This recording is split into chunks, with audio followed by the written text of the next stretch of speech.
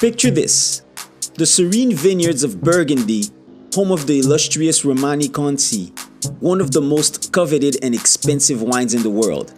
In January 2010, this peaceful setting was shattered by a sinister plot. Today, we're diving into a story that blends the world of luxury wine with the dark undercurrents of crime.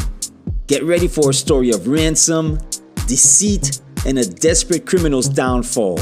But first, let's get into that intro. Welcome to Beats and Wine Stories.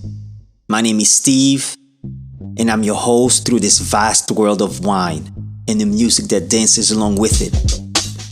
Join us as we journey through the sensory experiences that define cultures, awaken the palate, and stir the heart.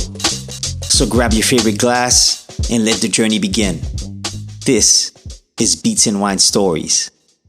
Romanee-Conti is more than just wine. It's a symbol of opulence and exclusivity, with bottles averaging well over $1,000 and cases like the vintage 1978 fetching nearly $500,000. It's no wonder the owners are vigilant about protecting their precious vineyards. But one winter day, co-owner Albert de Vilaine received a letter that would shake him to his core. Inside the envelope was a map of his Burgundy vineyards and a chilling message.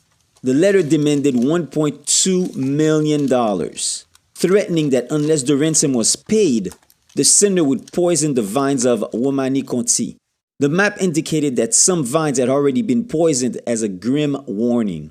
The stakes couldn't be higher. The lifeblood of their prestigious wine was under threat. The instructions were clear. The money was to be placed in a suitcase and delivered to a nearby graveyard under the cover of the night. The tension was palpable. Would the vineyard owners bow to the demands of this faceless criminal, or would they fight back? In comes the French police. They set up a covert operation surrounding the cemetery with plainclothes officers and surveillance equipment. A Romanee-Conti representative, following the blackmailer's instructions, dropped off a suitcase filled not with money, but with paper. The trap was set. As the night wore on, the silence was thick with anticipation. Then, out of the shadows, a figure emerged, creeping toward the drop-off point. The police held their breath as the blackmailer reached for the suitcase. In a swift, coordinated move, the police pounced, apprehending the would-be extortionist. Jacques Soltis was his name, a man whose criminal ingenuity was inspired by his cellmate in prison.